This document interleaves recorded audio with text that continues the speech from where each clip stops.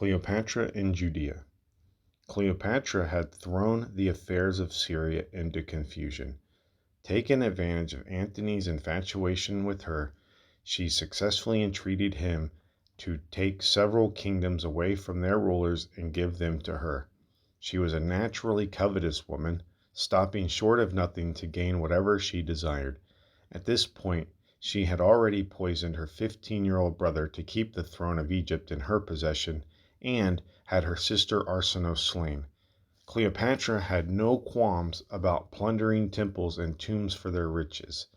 No place was too holy or too profane if it could contribute to her wealth. Yet all she owned failed to satisfy her. She constantly petitioned Antony for more.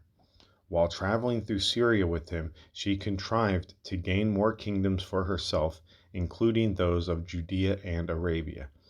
Antony seemed powerless to refuse her requests, yet her injustices caused him enough shame to prevent him from totally giving in.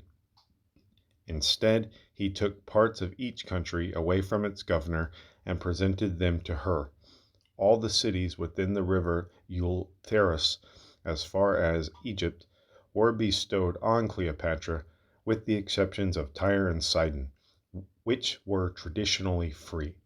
After obtaining all she could from Antony on his expedition to Armenia, Cleopatra turned back through Apamea and Damascus into Judea, where Herod met her. While they were together, Cleopatra, not boding to be at all discreet about her intentions, attempted to seduce Herod. Perhaps she really did feel passion for him. More likely, she was trying to ensnare him. Herod, however, felt no affection for Cleopatra, knowing her to be a troublemaker, and was revolted by her advances. He flatly turned down her proposal. Then he called his friends together for some much-needed advice.